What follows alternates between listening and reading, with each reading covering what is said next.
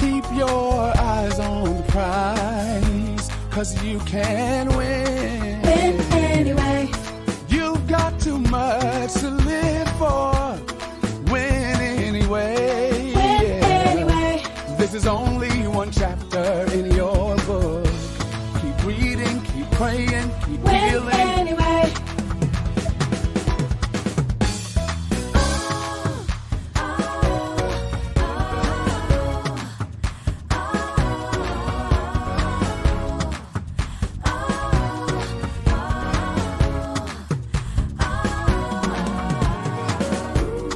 Purpose is calling you.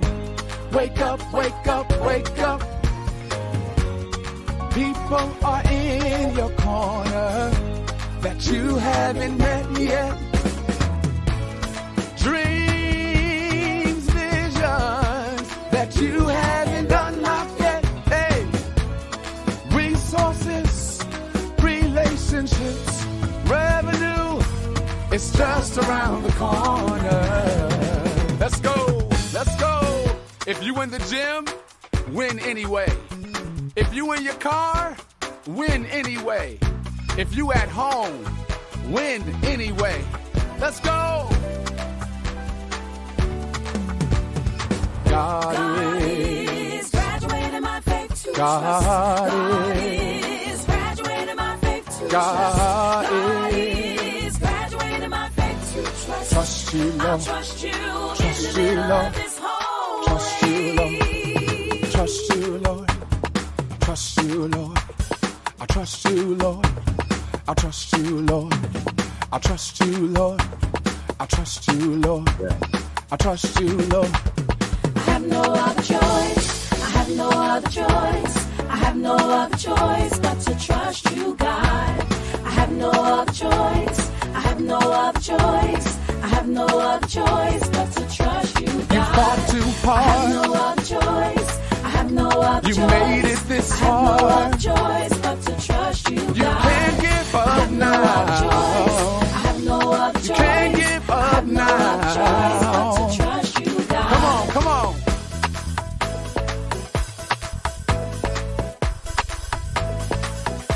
Listen, you can make it. You can do this. You are on the right side. I I have trust no you, other Lord. choice. I I have trust no you, other Lord. choice. I I have trust no you, other Lord. choice but to I trust you, God. Lord. I have no other choice. I have no other choice. I have no other choice but to trust you, God. Yes. All right. Let's go. Let's go. Let's go. Let's go. It's another Monday night. And like, I was excited until an hour ago. And then I thought, wait a minute. You are about to be interviewed by one of the most brilliant people that you know. Like, Ted Winn is brilliant. There is no other word in the dictionary to describe his mind, to describe his mastery, to describe his thoughts. He is brilliant. And when we talk, we never talk for less than 2 hours, because when Ted gets a thought, then that thought needs to complete. It needs to be a serious conversation. And so I am so excited to introduce some and present to others my friend Ted Winn. Yeah. I can't hear you. All right. You can't hear me. I got you now. Okay.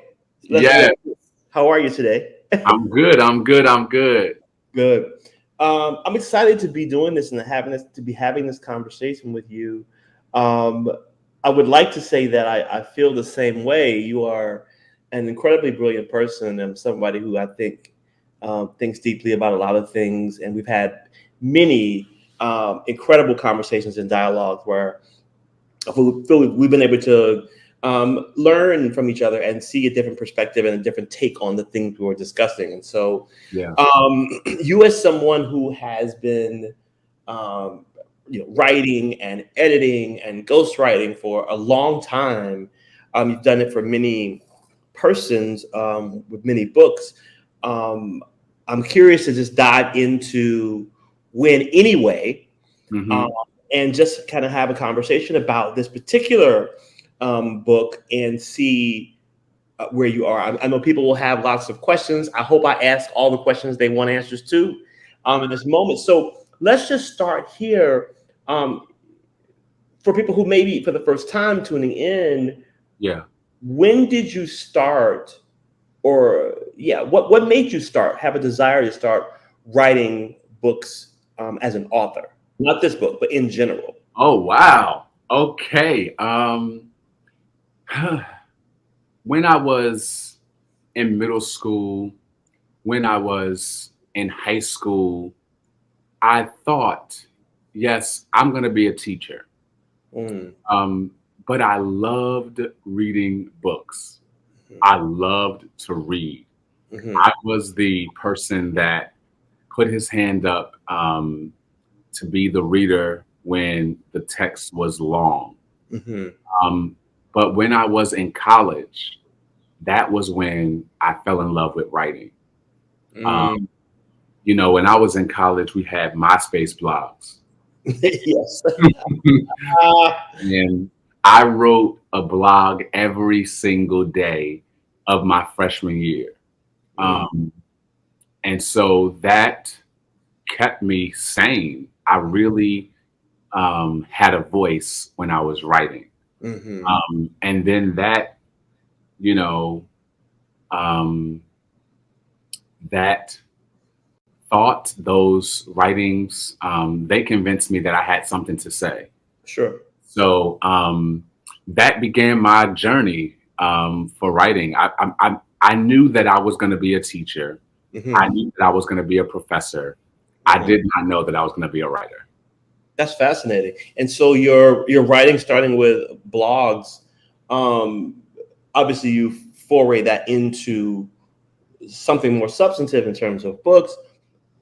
What was the, I guess, the catalyst for the first book you wrote? Like, what made you say, okay, this particular topic, this particular subject needs to be a book?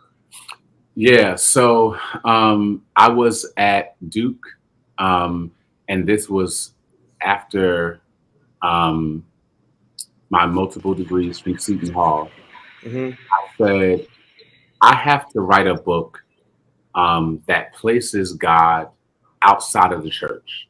Mm-hmm. I was so in love with the church, but I just knew that my calling was going to be a bridge outside of it. And Hmm. so my first book, I wanted to practically speak to folks that are not in church, that are not in my world, because I was a church boy. Hmm.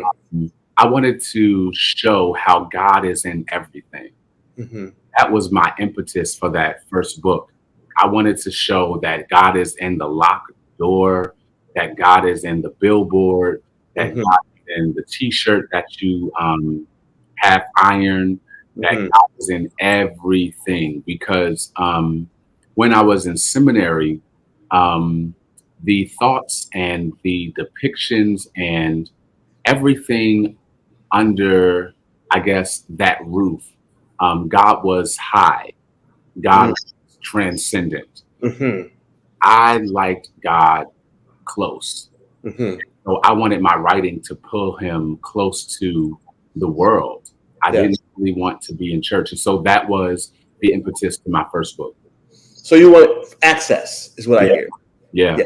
You wanted to feel like God was accessible in a certain way. yeah, yeah, yeah. Um, so you write this first book, and obviously, I'm going to get into the weeds a bit too, because I think that, um, before we get to Winn anyway, I want people to really understand the process, right, of what this actually means for those who may be interested. So you write a first book.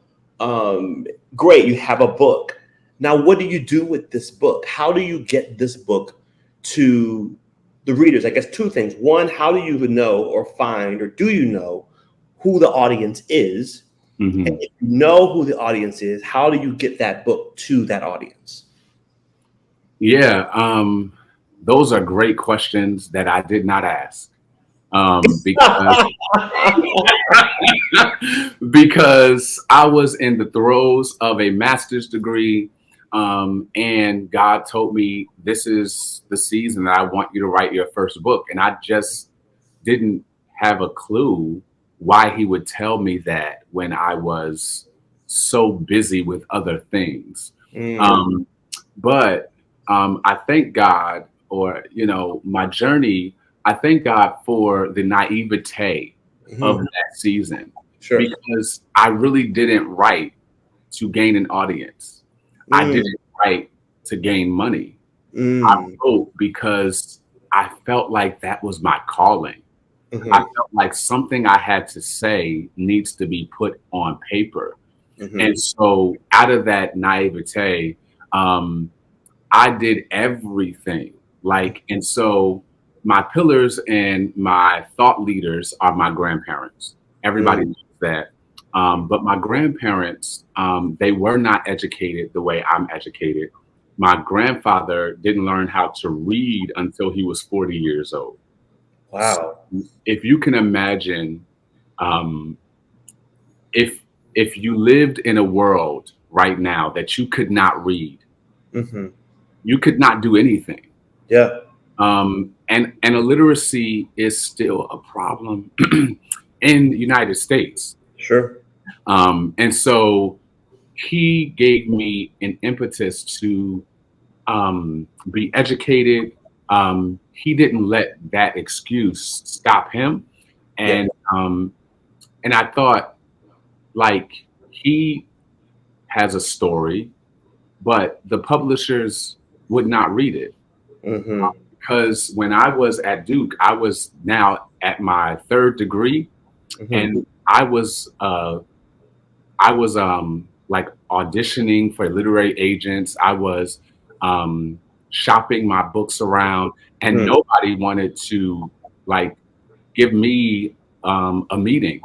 And Mhm. so I'm like, yo, if I can't meet with anyone, I know other people that don't have access the way I do can't Sure. meet with anyone. Sure. And so the book really started my publishing company, Mhm. because I was like, yo, if it's this hard for me, let me create a through which Yeah.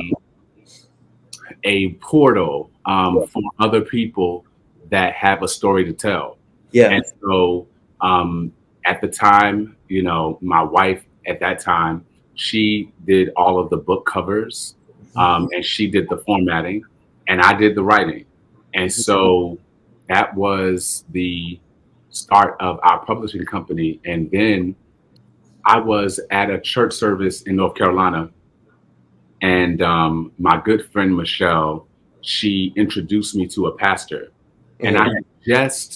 I had just finished my first book, like that week prior. Mhm. He said, "Oh, he's looking for a ghostwriter.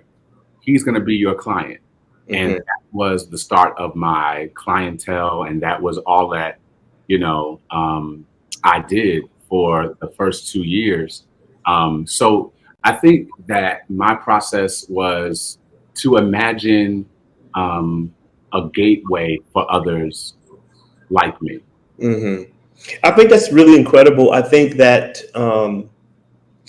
not just being an author and someone who is writing down your own thoughts and putting this book together, but also creating that space for other people who know they have something to say but may not know how to articulate it in such a way, might not know the proper formatting, might not know all of those specifics, but they know that they have something they want to say that they feel like would be valuable and important to whoever reads the book. And so to do that and then create this publishing component, I think is really incredible. It's not just because that's, in my opinion, it's a very selfless part of it, because it's not just about you at this point. It's about who else you can bring to the table, so to speak, and help them to um, be able to put their works out there. So we are talking about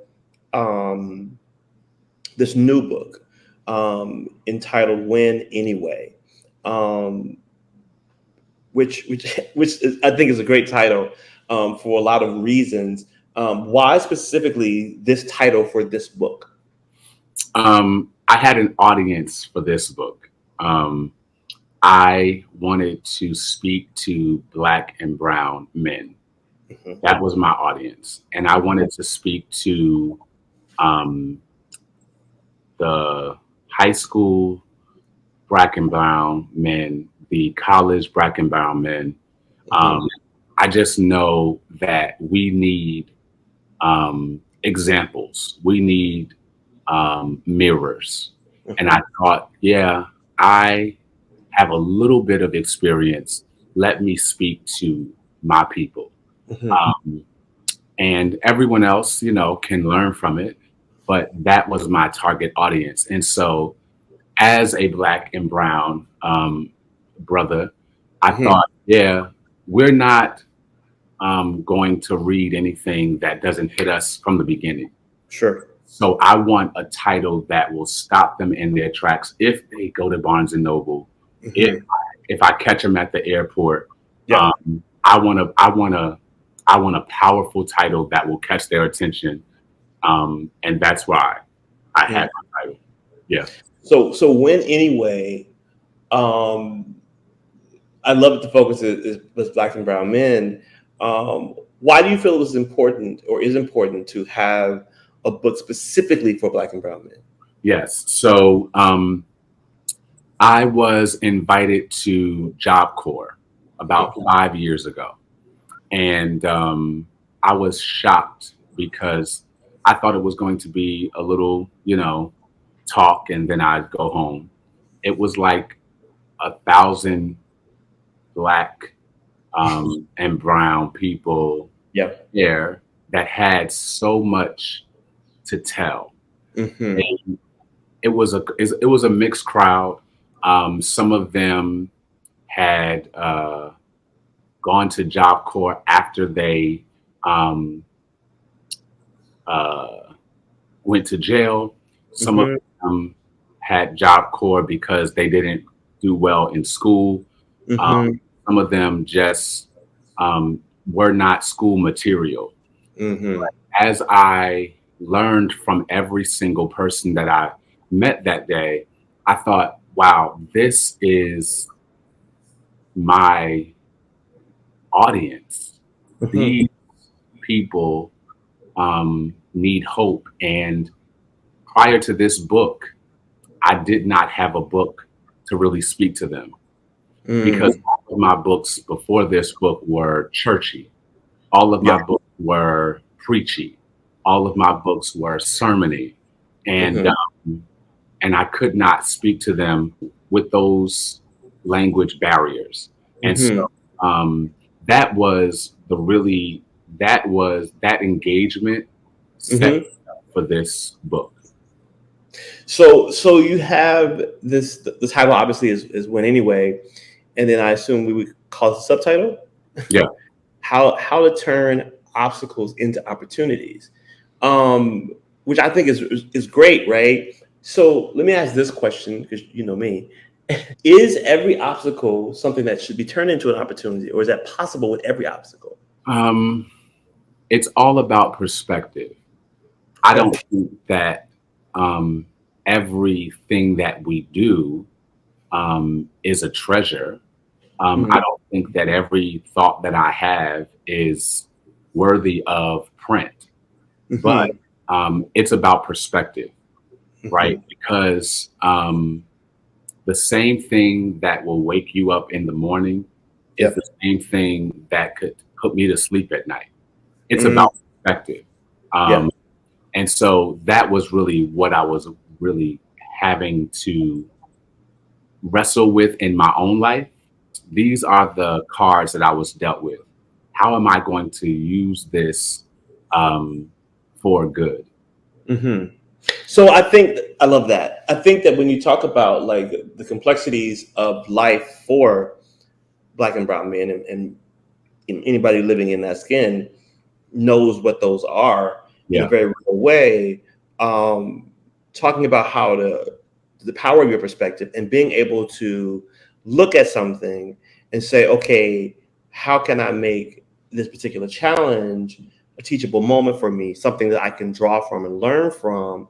What are some examples or steps maybe that you speak to in the book about how to address those things, or maybe how one should shape one's perspective? Oh, that's great. I don't know that I do it that well, but I'm you. but I think everything for me starts with Mhm. gratitude.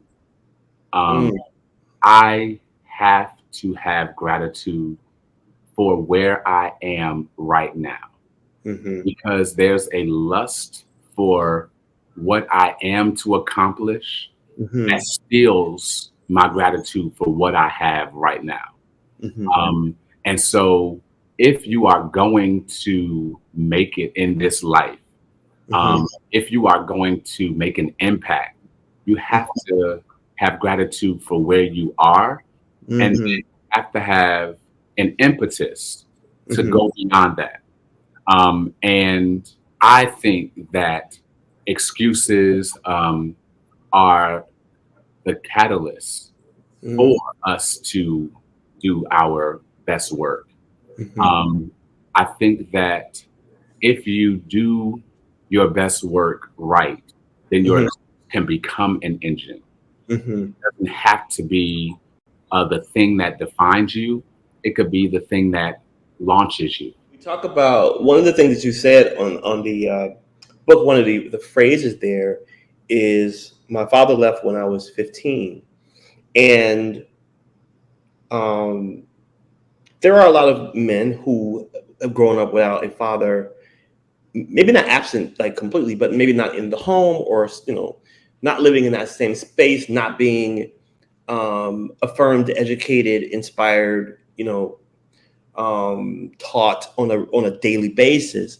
And then sometimes there were fathers in the home where it wasn't a healthy context or dynamic. Yeah. So when someone is dealing with that, someone is saying, who's looking at this book, who's had that lived experience, and they say, my father left at 15, or whatever the age was, or just was never there, which is the case for me. Um, how does this book speak to that person who's thinking about that and who knows that that has impacted their life in some way? Yeah. I mean, it speaks to me too. Um, Mhm, my father was in the house, but he was not present in the house. mm, Um, I am a teacher because of my father. mm, So he sowed great seeds into me. mhm, But I am a better dad now mm, because I thought I'm going to be a better father for my daughter than mm, I had for my life. And there's no disrespect to him. I sure. love him. He is my guy. But I think that God provides surrogates. I Mm, think that in my life, God provided surrogates. mhm, My father was who he was, but then there was that coach, there was mhm, that teacher, there mhm, was that friend, there mhm, was all of these things. There was that therapist, mhm. and those men um, nurtured me in the ways that I am nurturing my daughter now. I think what's really amazing about that is I have, similarly, same, well, different, but my dad was just not there. Um, and so I don't have children, but anybody who knows me knows I have, a lot of nephews, Mhm. and nieces, eight of 8 nephews. And the time I've been able to spend with them and the focus and the attention is, to your point, to make sure that they didn't have any of the, well, to try to reduce the number of challenges they had by Yes. just not having that kind of presence and energy in their lives. And so I think it's Yes. it's very important. And I think that people who have dealt with that, are dealing with that, maybe that is a classic example of what one might perceive as an obstacle, turning it into an opportunity Yeah. to learn and to grow and to do better and to be better and to impact the next generation. You said something that I thought was noteworthy, that there's no hate, there's no, you don't despise, you love your father, etc.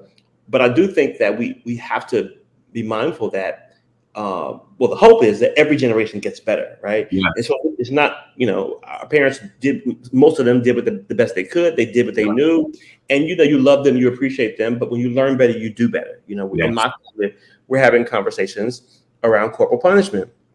Not this book, not this sit, but it's a very interesting conversation, and it's challenging in many ways, because it's when people have done something for a certain period of time, it's hard sometimes for them to rethink it or to think about it in a critically analytical way, even if the result of that is something better, right? Yeah.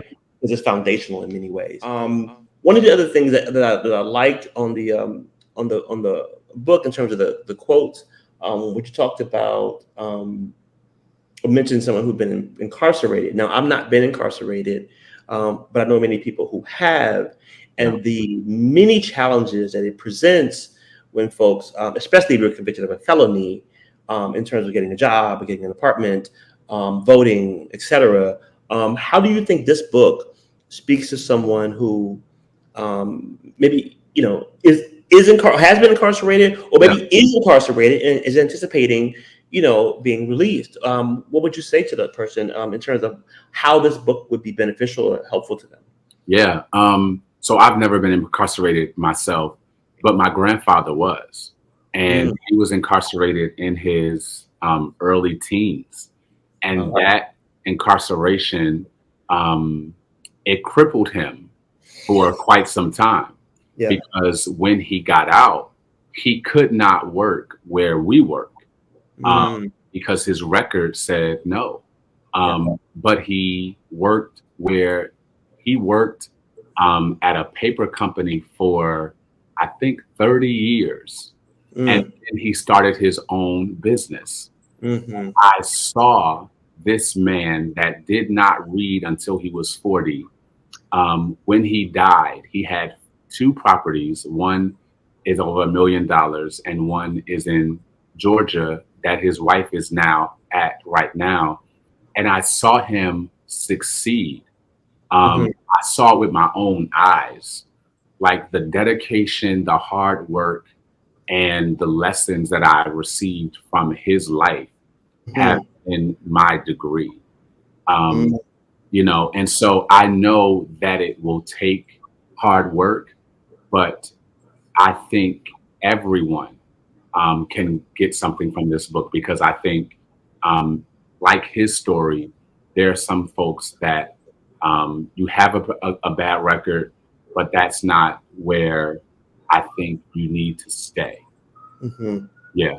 And then most especially because we're talking about Black and brown men, we know that there are disproportionately Black and brown men are sentenced more harshly. And there are also higher rates of people who have been imprisoned under with false charges or bad quote unquote evidence. So there are a lot of things that people should consider, I think, when we're talking about where these people are and how life has impacted and affected us. As it relates to this book, when you talk about the different facets of life, again, we talked about incarceration, we talked about fatherlessness. This is a completely different track, but you say, living paycheck to paycheck, which is probably the case for a lot of folks, right? The majority of people in this country, most likely. So when you're talking to specifically Black and brown men about that, who live with the kind of, gender responsibility of being a provider and having to take care of a family and, et cetera, which comes with its own set of weight, so to speak. How do they win anyway in a system that's not set up for them to win? Yeah. Oh, this is good. This is good. So I want to attack this question by saying this. And everybody needs a bridge. Mm. And our goal, our role is to be somebody's bridge. Mm-hmm. If I made it, then Mm-hmm. I have to extend a bridge for those behind me, for Mm-hmm. those that are less fortunate in many ways. Mm-hmm. Um, everybody needs a bridge. Yeah. We need people in government, Mm-hmm. we need people in education, Mm-hmm. we need people in entertainment, Yeah. we need people in all of the mountains of success so that we can have a system overhaul. Mm-hmm. Because the more that we are at the table, then it's not just representation, we can make moves, Mm-hmm. right? Mm-hmm. Mm-hmm. Um, because all of this that we are talking about, um, we need we need bridges. We Mm-hmm. need people that will speak truth to power. Um, Yes. we need voices in this generation that um, are like you are a gospel artist, but your presence on social media is a bridge, right? Because you are crying loud and sparing not. Like, yeah, we need that in every system that we can think of. Mm-hmm. And so when I look at the world in which we live, um, every privileged person needs to needs to say to God, if you believe in God, what Mm-hmm. is my privilege for? Mm. What is my privilege for? Mm-hmm. Because everything that I do um, is supposed to give God glory, Mm-hmm. right? So, what is my privilege for? What is my privilege of education for? Mm-hmm. Who is it for? Mm-hmm. My privilege of, whatever. And when you go down that route, you will not just live your life to get the biggest house on the block. Yeah. You will not just live your life to get the greatest car. Yes. I think that you will live your life purposefully. Yes. And that is really what I'm trying to say in every single chapter. I'm not doing all of this just to make money. Mm-hmm. I really do all that I do for the outcome, not Yeah. the income. I love that. So I think that when we talk about, you know, being intentional in that way, um, doing things to have an actual impact, you talk about privilege or spoke about privilege, and I want to know, like, your take on this, because I am a person who believes that. Let me say it this way: I was interviewing a gentleman in Canada, and he is a black man married to a white woman, and he was filming a PSA for some city there. Somebody rode by, yelled out some racial slurs at him. And so the video went viral, et cetera, et cetera. He started this whole campaign. So he and I were having a conversation about it. And I asked him, but his wife had got involved. And he said, she goes into these rooms with, all white people, and she's able to have certain conversations. She's able to, quote unquote, use her privilege. And I asked him, well, while she's using her privilege, is she also working to deconstruct the systems that give her privilege? Yeah. Because if we're just going to keep these same institutions and My. wait on some benevolent kind of person inside of it to do good, Yeah, we that's don't good. really deal with the foundational element that's at issue here, right? Which is Right. that these systems should be deconstructed so Hmm. that people don't have it or other people don't need it, because we're all really trying to have access, which again, I think to the point of you're talking about in this book, Winn anyway. And part of that is we have to keep fighting because of the inequities that are already baked into the pie, so to speak, Yeah. right?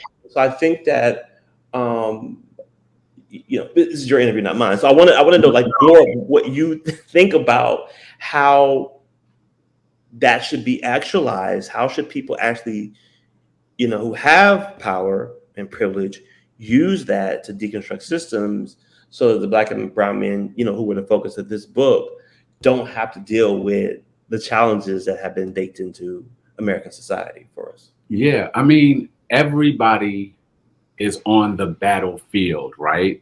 Mhm. But everybody doesn't have the same weapons. But Mm, everybody is on the battlefield.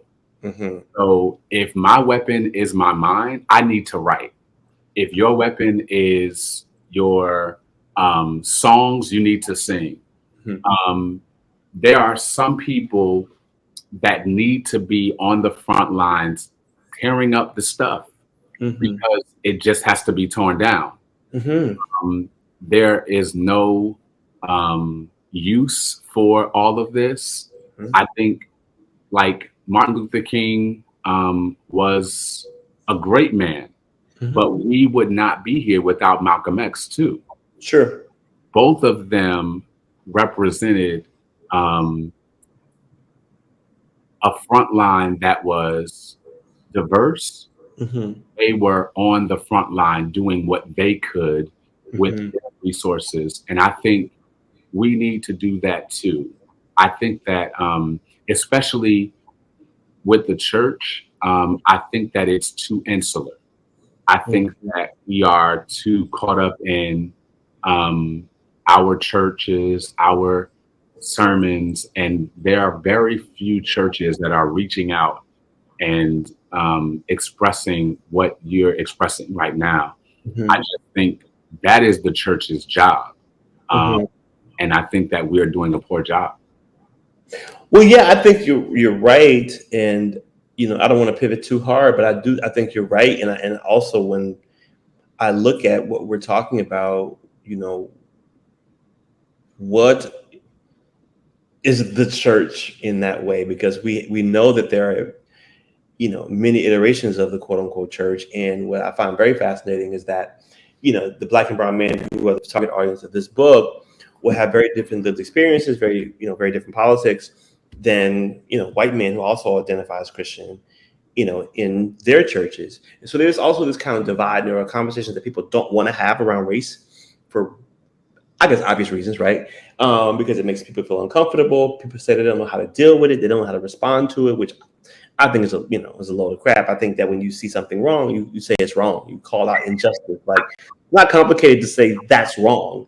To say racism is wrong. To work to deconstruct these systems. But when you are a benefactor of those systems, Woo! much more complicated for people, and they don't really want to have the conversation about how they are existing in a privilege that they much rather um, wield when they want to help a less privileged person or someone who's in a rough spot, as opposed to deconstructing the system and creating equity so we don't need to do that. Yeah. I will watch many times. I will watch Ellen DeGeneres when she was on.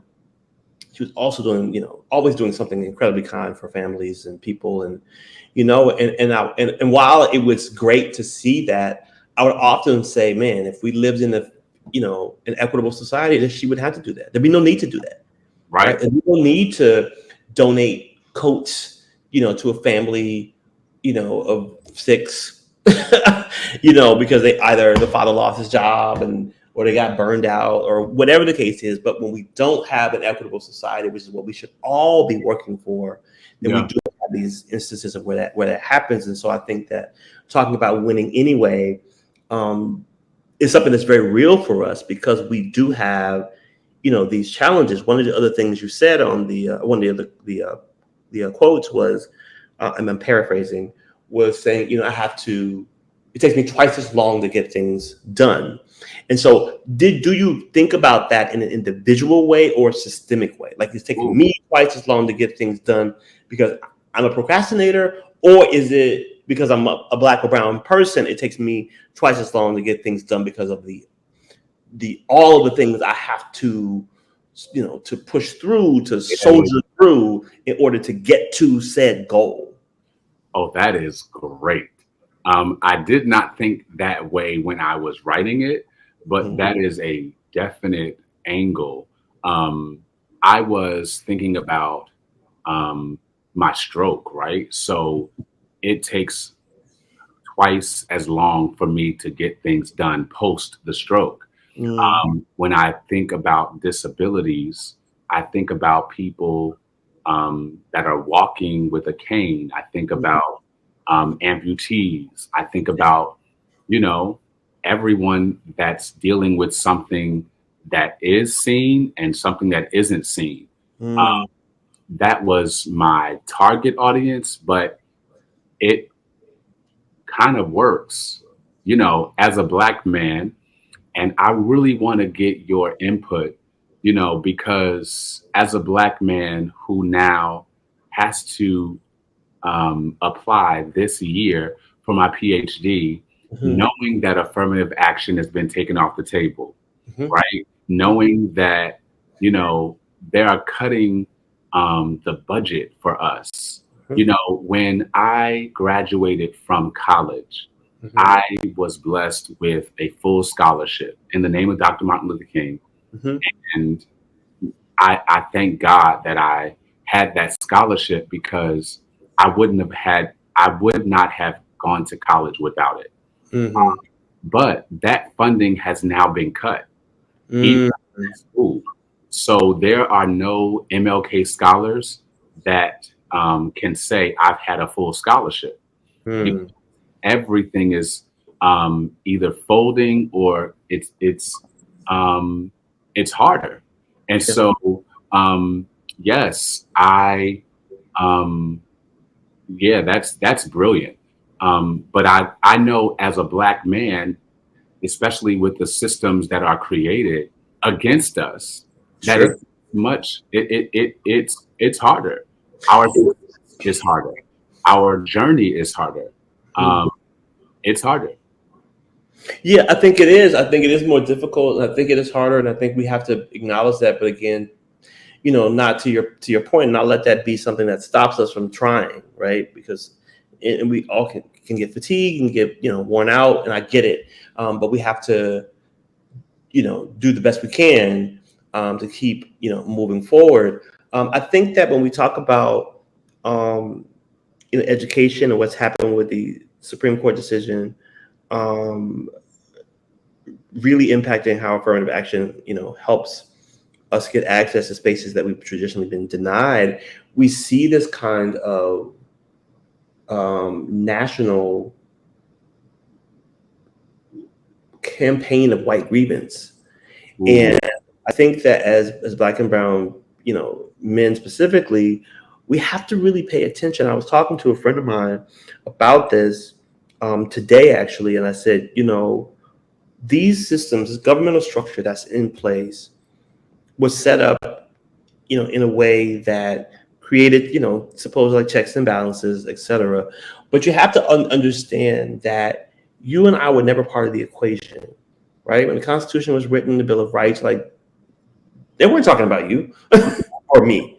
And mm-mm. so I think that we have to be very, very, very, um, we have to be intentional about paying attention to what's happening and not underestimate the power that we have if we actually engage. And I think that winning anyway is also about how we position ourselves to win. Mm. Are you positioning yourself in the best way possible to win? And not just for you, but for your family, for your community, for every marginalized person who lives in this country. And so I think that when we talk about what is it actually to win, what are we actually winning? I mean, that's a really there are a lot of things. It's not just getting a job, it's not just getting out of poverty, it's helping to reduce harm in any way. That's how I would like Mm. to really talk about it, think about it, right? What is the way that I can move forward as a Black and brown man to help reduce harm in this country? Wow. Period. To every person, right? Wow. How can I reduce harm to Black people, to brown people, to women, to queer people, Wow. to people who have disabilities? How can I help to be one who is focused on harm reduction? Yeah. And so I think that's the why I would want to win. How I look at winning is really to be that person. And obviously, we can't do it. We can't do it all as individuals, but we should also not.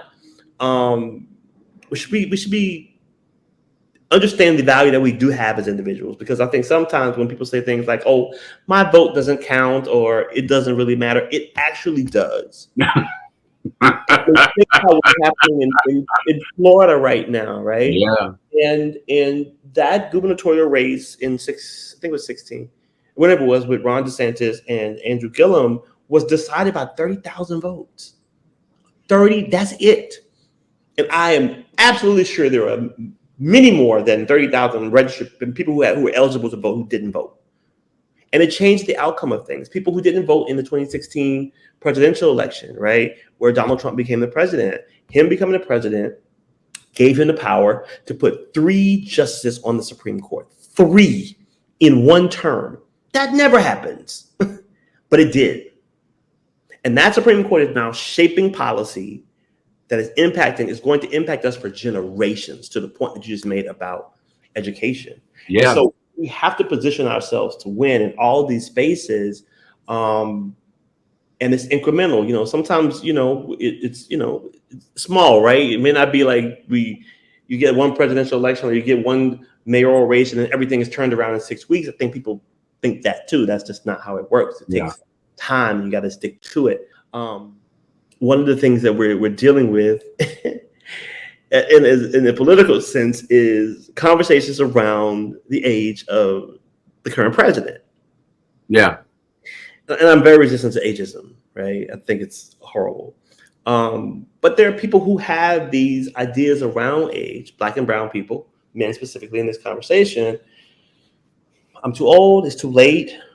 What do you say to them, or how does this book speak to, in your from your writing position, people who are thinking about or considering age as an obstacle? Mm-hmm. Yeah, that is a real thing. It I don't is. care if you're 30. I don't care if you're 40. I don't care if you're 50. I don't care if you're 60. There's someone else that's in your purview that's younger than you making it. And you have to, I think that we are all on borrowed time. Mm-hmm. That when I get up in the morning, I have to command my day like I am going to make an impact wherever I go, whatever I do, wherever God leads me, I'm going to make an impact. And so my grandmother is 80 years old and she's making an impact. There are excuses, but are you going to stop at the excuse? If you go back to school this year, then you're 1 year away from accomplishing it, right? It's just in your mind. It's really in your mind. If you have the impetus to do it, then you can do it. I think so. I think you're right. I do think you can. I mean, and there are some people who don't have, support systems. I think about my former roommate. He lives in DC, and last year he was in an automobile accident. He had a diabetic emergency, passed out while driving. Fortunately, no, he didn't. No one was harmed. No other person was harmed, but him. Wow. Leg up. But the rehabilitative process has been, like over a year, because he really damaged his leg very badly, and he has those days where doesn't feel like he can make it, and he's feeling struggling, because when you're used to being an independent person who walks around and does everything, and now you need assistance to do things, to do the mundane things like go to the grocery store, go to the restroom, like take a shower, like these things, it can really challenge you. And so I think when you talk about winning anyway, what would you say to people who are watching or listening, who are in that space now, Yeah. are not, feeling that.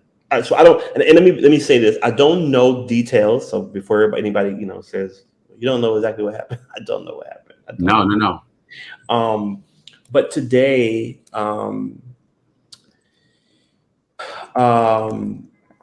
there was I got everybody who's probably watching and seeing that this actor Angus Cloud um, passed away today at 25 years old. Um, Early reports think it may have been um, he may have died by suicide because he was vocal about dealing with depression and um, substance abuse, and his father recently passed, and that was really challenging for him. So I raise that to say, and I'm not sure he died by suicide, but that's what the early reports are suggesting. Someone listening who, right now or watching, who is in, a dark space or feeling challenged or feeling like they don't have it to keep Yeah. going. How does this book speak to them, that person? Yeah. I am so grateful that I kept going. Mm, Last year, I was fighting for my life, mhm, and the rehab was difficult. Um, I had to learn how to speak again. I mhm, had to learn how to tie my shoe again. In fact, there were 6 months that I could not tie my shoe. Um, mm. I had to learn how to do all that I'm doing now. And the stroke was one thing, the depression Mhm, almost took me out of here mm, mhm. because you live with yourself Yes, 24/7. yes. After all the hype and all of that, you have to live with yourself. Hmm.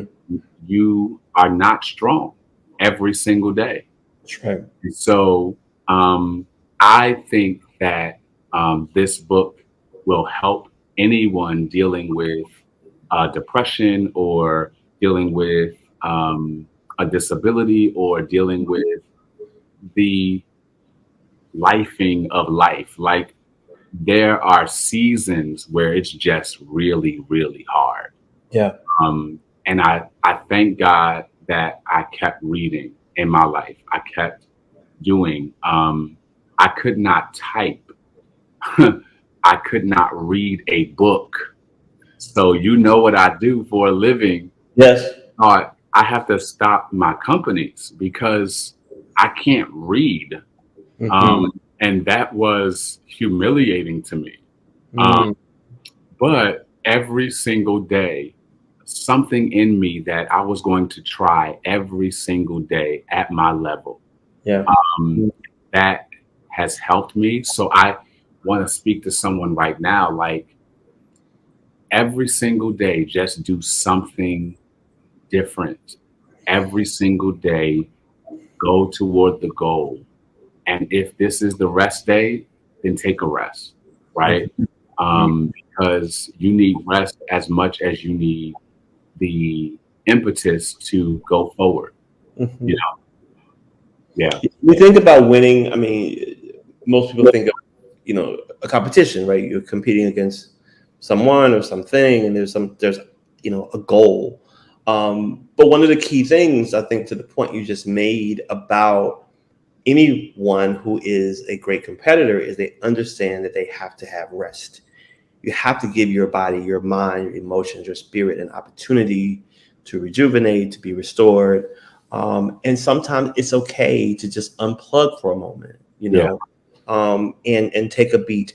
There's a lot that we as Black and brown men have to deal with, every day without um, just walking outside. It's just waking up in the morning.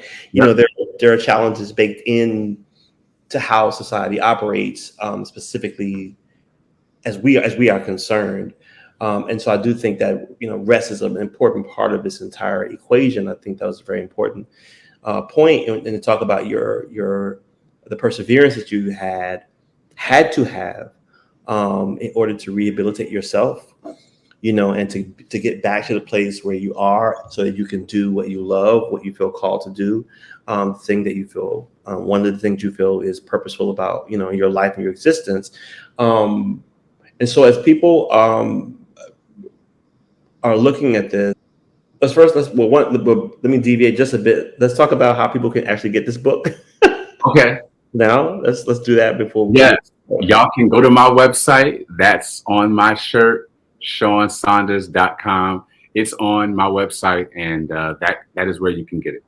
Okay. So you can order the book there. Please order the book. One thing I often say to folks is that when you know something is good, you should share that information. So this book, I think all books, well, not all books, let me retract that. Good books are good gifts for people. So somebody watching this may say, hey, I'm going to order a book. I want to get one for someone I know. I think if you know a coworker or a neighbor or someone, who maybe is a patient or someone who's, dealing with some health challenges, this could be a good book for them. If you work at a rehab center, maybe a good book for those people. I think there are lots of ways, students, right? This book is good for any person, no matter where you are, no matter what stage of life you're in terms of age or occupation. Yeah. If you know someone who is in the military, maybe they're overseas, maybe they're stationed someplace, like this is a great book for them to read as well. I think that it will inspire people when they need that source of rejuvenation. They need to be a pick-me-up, so to speak, and help people to kind of refocus their life. Yeah. So in terms of, are there any points you want to raise before we wrap? Mm-mm. Well, I do want to say that I think that as you talked about just all of it from, the love of reading and then to writing blogs to books, starting a publishing company to being where you are today, having, gone through the health challenges and the other things that you've been able to move through. I just think this book is so timely when I think about all of those things, right? Yeah. That in any way is where you are, this particular chapter of your life. I just think those words are powerful.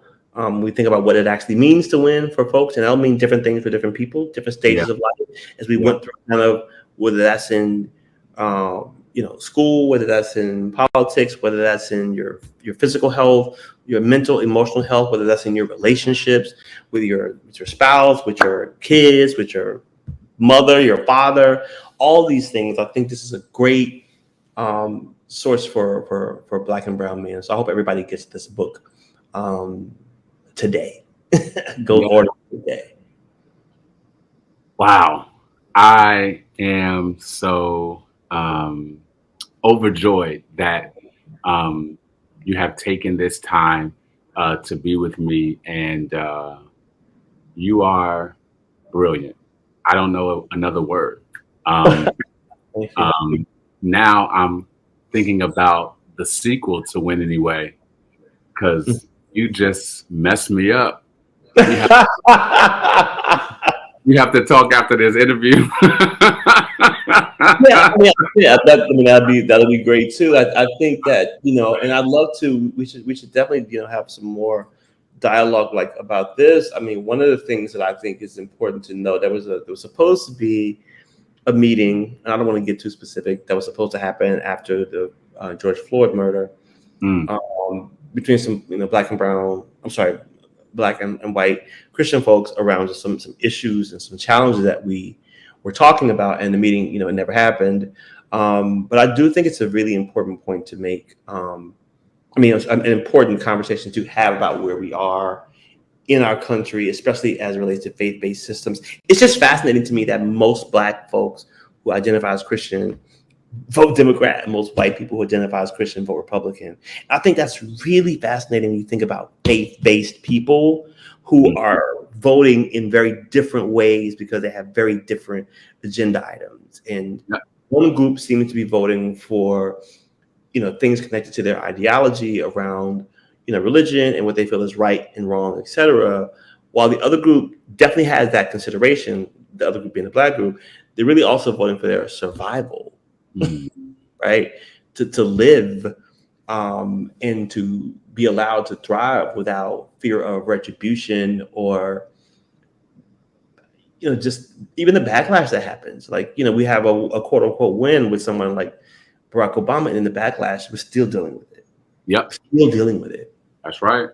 And so when I see a lot of these people's pages on social media, I always notice when they're like, I go, they say, I see them say something crazy, something that's, fake CRT or something that's racist or sexist or what have you. And I go to their page and it's always like God first, or, I love Jesus. It's so crazy to me. It's so crazy. It is, It's so so crazy.